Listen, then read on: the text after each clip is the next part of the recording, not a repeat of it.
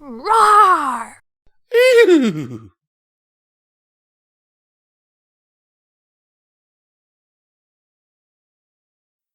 Chapter 20. The Pegasi were the first to arrive by Stephen's side. The sound of hooves thundering against the dirt behind Stephen told him the others were not far behind.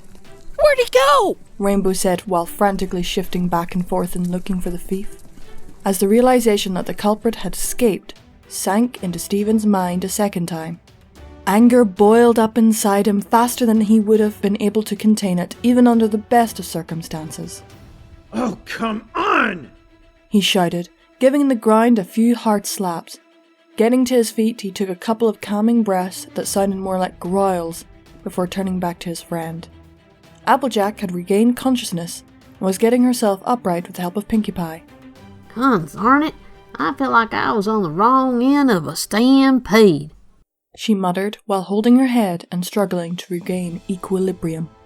Rarity turned to face Applejack, whose eyes seemed to be quivering and slightly crossed. Are you going to be alright? She asked. Yeah, you should probably sit down for a while, said Rainbow. I'll be fine as soon as you two hold still, Applejack responded warily. Darling, we are not moving, Rarity said flatly. Oh. Applejack groaned and followed Rainbow's advice. Pinkie sat down with her. Shoot, gals, I could have sworn I had him.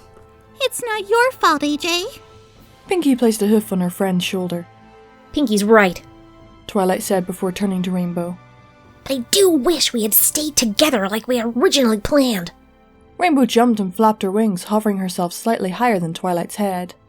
Hey, did you want me to do nothing while I grabbed the key? She asked, throwing her front legs into the air.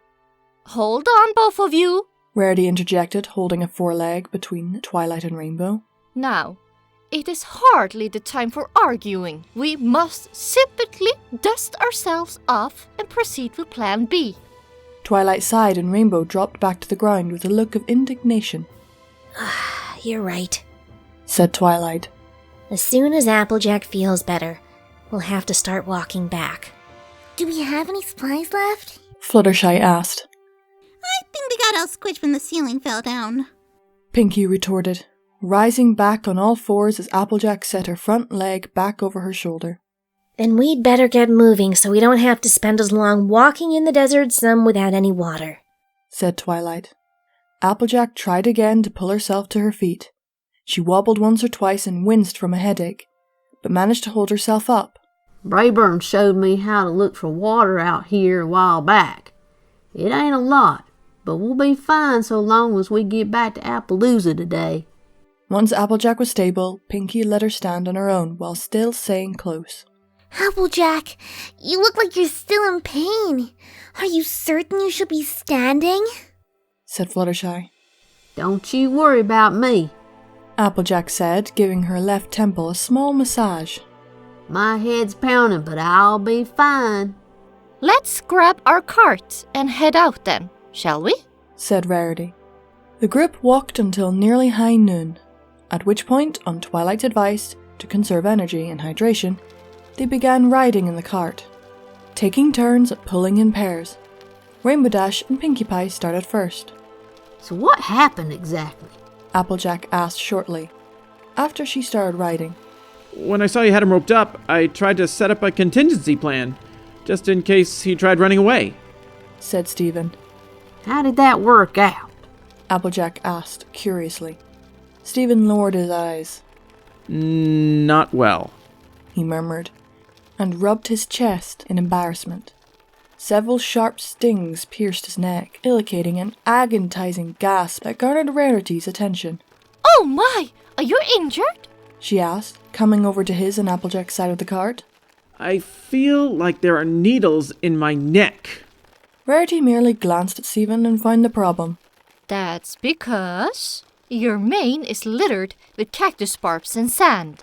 Stephen let out a small groan. They're probably from when I got thrown through a cactus. He tried to brush the barbs out with a hoof, but only succeeded in stinging himself again. Rarity pressed down on his back with a hoof.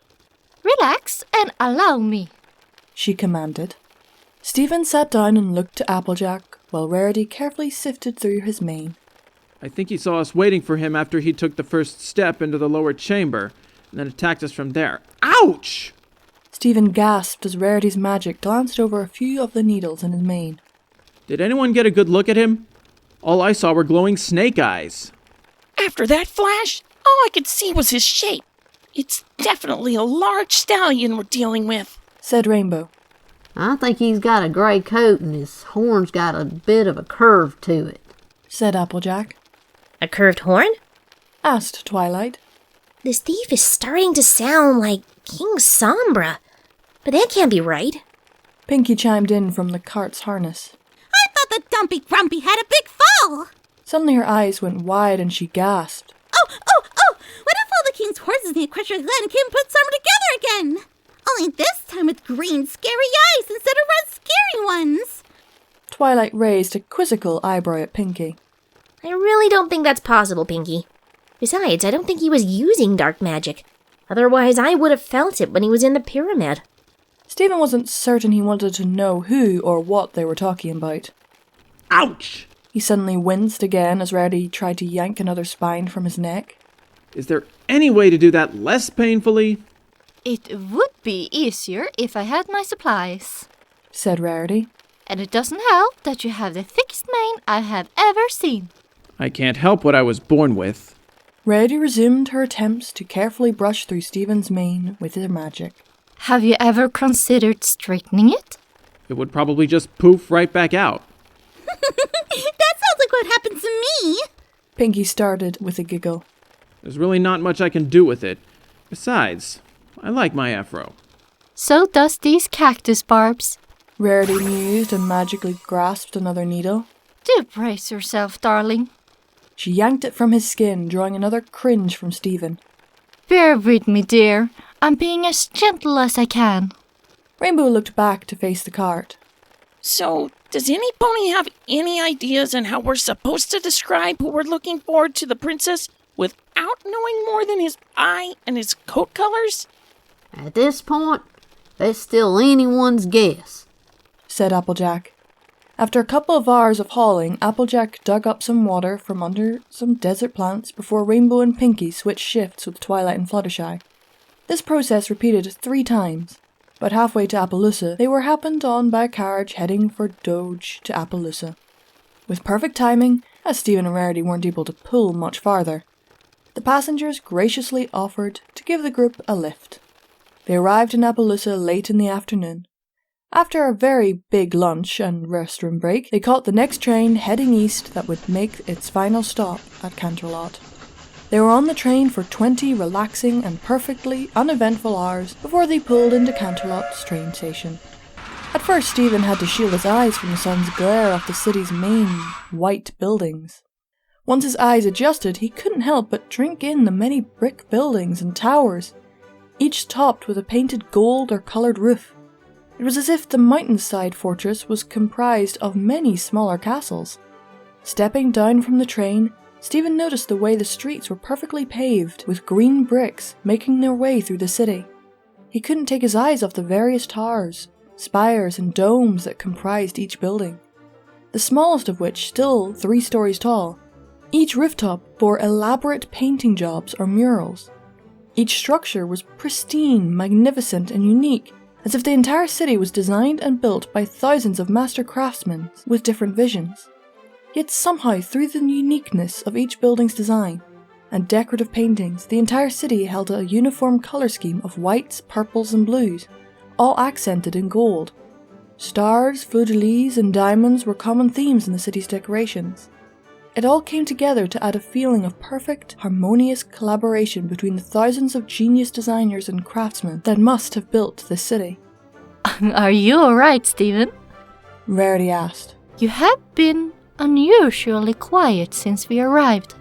Stephen dragged his attention down from the mural of constellations painted on the roof of what looked to be a theatre.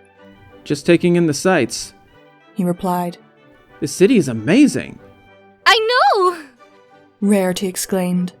Canterlot is the home to some of the highest level of fashion, food, culture, business, athleticism in Equestria. But you have yet to see the best part of the city. What's that? Stephen asked. Rarity didn't need to answer his question. As soon as Stephen looked forward, he was met with the sight of a white bridge leading over a moat filled by the mountain's waterfall. On the other side was a tall, pearly white and gold wall, which gated the entrance to a giant palace done by the same style as the rest of the city. That, my dear, is the royal palace, Rarity said. Wow. Was all Stephen could think to say. I remember the first time I saw it too. Rarity trotted past Stephen with a small chuckle. Stephen lowered his eyes ahead of himself and followed the group over the bridge.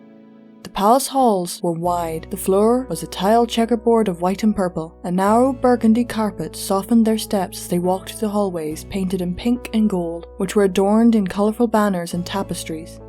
The enormous ceiling was supported by rows of white marble pillars and decorated with hanging flowers.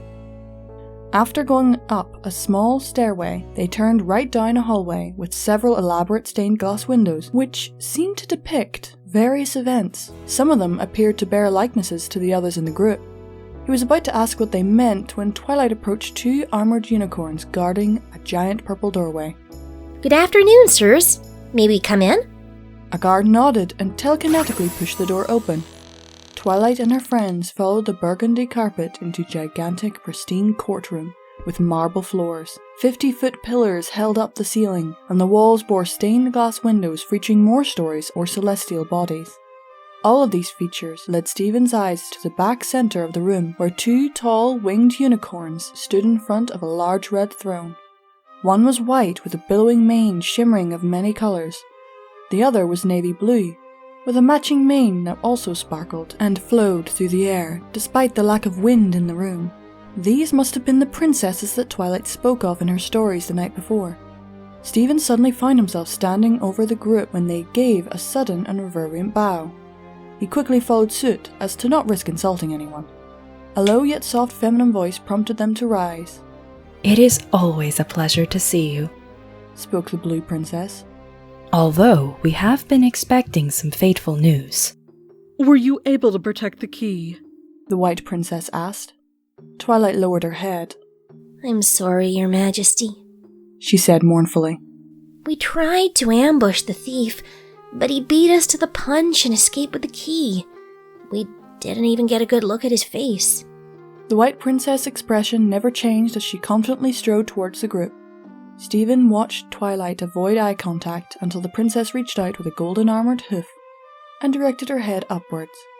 I'm certain you did your best, the princess said with a calm and sincere tone. What's most important is you've all returned safely. The White Princess suddenly turned her attention to Stephen. Uncertain of how to hold himself in front of royalty, Stephen held perfectly still and hoped he was doing the right thing. Is this the little earth pony under the spirit traveler spell? Yes, ma'am. It's a pleasure to finally meet you, said the White Princess as the blue one walked up to her side. I am Princess Celestia. She gave a gesture towards the Blue Princess. This is my sister, Princess Luna. Charmed, Luna said, holding out a silver armoured hoof. After a brief hesitation, Stephen reached out and shook it. Luna rewarded him with a pleasant smile. May we have your name? asked Celestia. My name is Stephen, Your Majesty. It's a pleasure to meet you as well. Celestia turned back to the group. Now then, I'm certain you're all tired from everything that's happened. I'll have someone show you to your palace rooms where you can stay and rest up from your journey. But sister, Luna interjected. If the museum thief has the key, shouldn't we act immediately? Celestia shook her head. Don't forget, Luna. Stefan is essential to whatever plans he may have. There's not much to worry about as long as he's with us. Besides, every pony looks exhausted from their travels, and it wouldn't do any good to confront the thief if they're tired. I suppose you're right, Luna conceded. Then I shall send word to the Crystal Empire and request that Shining Armor join us with a squad of his best guards. Twilight's ears perked up. Celestia nodded at Twilight. This unicorn has 4 very powerful relics in his possession. Luna and I felt a little extra precaution would help. But I want you all to relax and enjoy the rest of today. We've got a long flight south first thing in the morning. Then we'll take care of this once and for all. Understood, Princess. Twilight said confidently. Celestia and Luna escorted the ponies to the door of the court and instructed one of the guards to find each of them a room. Stephen was about to follow the armored unicorn when he felt a horseshoe on his shoulder. We'd like a moment to speak with you, Stefan, if you're not too tired, said Celestia. Stephen's eyes, head, and hooves felt like lead weights. He had been too tired for over a week, but he also knew that no matter how hard he tried, no real sleep would come to him as long as he was here. Bearing that, and his desire to avoid the risk of insulting a princess in mind, he simply nodded his head and followed the princess down the hallway. For about an hour, Stephen toured the palace with the princesses. Celestia was happy to tell him the stories behind all the stained glass windows in the hallways. Once they were outside the palace walls, they walked around to the back. So tell me a little bit about yourself, Stefan, Celestia asked with a small smile on her face. Stephen thought for a moment and drew a blank. I'm not sure what to say. What would you like to know? Let's start with where you're from, then. I live in a country called America. What's it like there? Celestia asked curiously. It's alright, I guess. It's far from perfect, but it's hardly the worst place to be either. It just depends on where you live and who you know. Is it peaceful? Luna asked. Sort of. Again, it depends on where you are. Celestia's expression became slightly more neutral. What about where you're from? I live in a nice neighborhood. The people around me keep to themselves for the most part, and the crime rate is pretty low. What about the rest of the world? Celestia asked. I don't know. America's median standard of living is better than a lot of other places, but it still has a lot of rough cities. But most other countries have good and bad parts in them too. There always seems to be a war of some kind going on somewhere. But I don't want anything to do with any of it, so I just mind my own business and try not to think about it. What do you think of Equestria? It's a very different world that works a lot differently from my world. Really? How so? Celestia asked curiously. The existence of magic, mostly. Since my first night here, magic has been both cause and answer of several questions. So everything seems to happen randomly at first glance, although I'm realizing that ponies simply have a higher level of control over physics than I ever thought possible. However, our days seem to be the same, such as if I come here during the day in my world, it will be the same time of day here.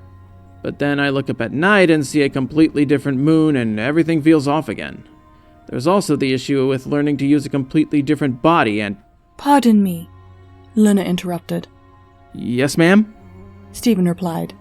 You said that our days are the same, but the moons are different. Pray tell, how is this? Well, my world's moon has a cycle, and a full moon only appears for a few days every month. Firstly, the moon here is much bigger and brighter than the one at home, and it's been full every night for at least as long as I've been coming here. Stephen paused for a moment before speaking again. Actually, I think that's something I prefer as opposed to my planet. Apart from just being beautiful, it's really helped me work my way around in the dark while I've been here.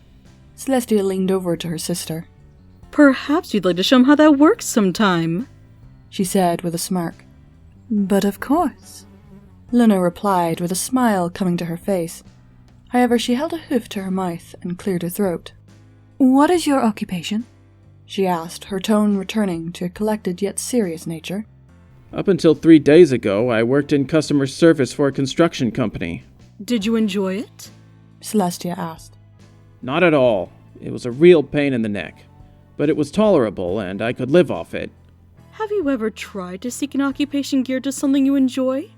Stephen turned with the princesses and walked through an arch made of hedges. He took a moment to think of an answer, while observing the rather large garden they were walking in now. Where I come from, most things that are fun are more expensive than they are productive. People very rarely land a career in something they like doing. One never knows unless they try, Luna interjected. Exactly. Celestia nodded. You could try to find a line of work that goes with the grain of your talents. That might work if I had any to speak of, Stephen replied. Every pony has a special talent, Celestia said sagely. They walked a few more feet before stopping to sit down under a blossoming cherry tree. Stephen sat on the grass with the princesses and watched a couple of butterflies flutter about in the garden beyond while he thought of his answer. He didn't necessarily agree with what Celestia was saying, but he didn't want to directly oppose her either. I've heard that a couple of times since I've been here, but I've also been told that if I had a talent, I'd have something on my hind legs to denote what it was. Stephen pointed at his own flank. I think Fluttershy call it a cutie mark. That's quite right, said Celestia. However, a cutie mark only appears when you realize what your special talent is. It's a sign of a pony who's discovered a path to using their talents in a way that makes them happy and helps those around them, or is already doing so. Finding your mark is the hardest part, but it's something that every pony goes through. I think I would have found it by now if it was there. Celestia put a hoof on Stephen's shoulder. When did you start looking? An understanding smile came to her face before she followed up with, Did you ever stop? Stephen wasn't certain how to answer that at all. He rubbed under his muzzle while he tried to think of an answer. Just before his silence became awkward, he confessed, I don't know. With a sigh. Let's start here then, said Celestia. What do you do in life that you love doing? I've always had a few different groups of friends. Whoever I end up hanging out with, I just go with the flow of what they're doing. As long as it's not dangerous, I'm okay with doing anything. What of those activities did you enjoy the most? Luna asked. I'm not sure. Perhaps anytime someone wanted to build something. I had a lot of fun putting together a zipline track one time when I was a teenager. There was also last week when my girlfriend taught me how to play a game that involves physics puzzles. Doing that with her was loads of fun. Selena's parting words from a few days ago echoed in Stephen's mind, causing his heart to sink. But she's not around anymore anyway, he murmured. Between that and losing my job, I don't have anything to go back home to. That's why I just want to get to the bottom of why I'm here and do whatever is needed to fix it or get it over with. That's the only hope I have for regaining my normal life back home. There was a long pause and Stephen watched the princesses exchange glances before speaking up again. Besides, I don't see how zip lines and video games can be special talents, and I certainly can't make a career out of them. Celestia rose to her feet. Perhaps things simply work differently from where you're from, but I'm sure it will work out for you if you put your mind to it. Her attention turned to her sister. Luna, may I speak with you for a moment? Certainly, sister. Luna rose and followed Celestia away from the cherry blossoms. A moment or two after the princesses left, Stephen glanced around the garden again. A muscular grey unicorn stallion, with a red mane highlighted with white and black ankle-covering horseshoes, happened to be passing by. They made eye contact, and the unicorn's expression lit up before he casually trotted over to Stephen. Good afternoon, sir, the unicorn said in a deep, yet pleasant voice. To you as well, Stephen replied, glancing over the unicorn again, trying to place this character in his memory. It finally clicked for Stephen when he saw the divider compass on his flank. Oh, I remember you. We met in Ponyville a few days ago. The unicorn nodded. That delightful young mare, Pinkie Pie, introduced us. Stephen remembered just how exhausted he was when he couldn't get more than a unicorn's first letter in his mind without it freezing. So he guessed. You're Earl, right? The unicorn chuckled, with an elderly bass in his voice. Very close, my friend. Ernest Stalwart. Pleased to make your acquaintance again. Stephen shook hooves with Ernest, with an apologetic grin. I'm sorry. My mind hasn't been working very well lately. When the princesses rounded the hedge at the garden's entrance, Celestia turned to Luna. What thinks you, sister? Luna asked. He seems nice, but I'm not completely certain of him yet, Celestia replied. Luna turned her head as if she was trying to gaze on Stephen through the hedges. Do you really think he would be so dangerous? He seems just as any earth pony to me. He does not seem the type that would go with the thief's plans willingly. Isn't that all that matters? What concerns me is that he said he'd do anything to fix his situation back home. That prospect could easily convince him to turn the key. Luna sighed. Perhaps we can appeal to his good nature. If we told him what the thief wants with him, he might see things our way. It's worth a try, Luna, said Celestia. Shall we? Luna asked. Celestia responded with a confident nod.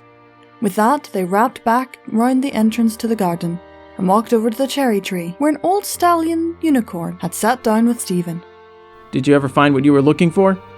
They heard Stephen ask. Indeed, I did. I'm glad you asked. Would you mind if I borrowed your company for a few minutes?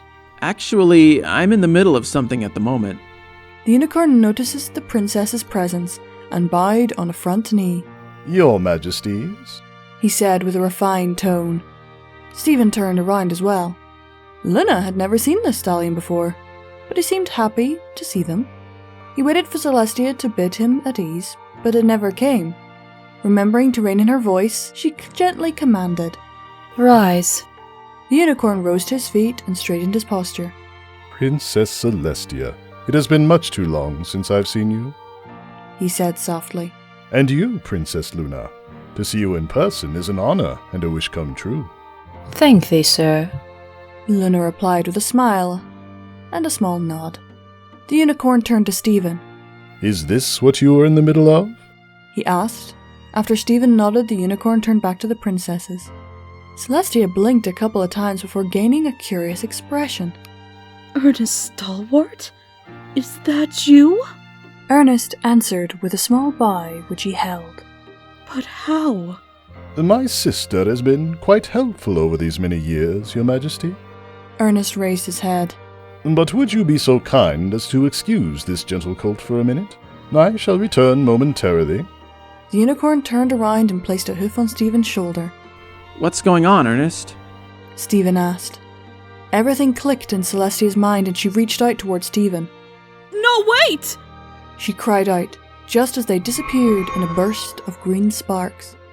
Luna nudged Celestia with a wing. Sister, is something wrong? Celestia set her hoof down and gazed into Luna's eyes with a serious expression. Message Shining Armor immediately. I'll gather the girls.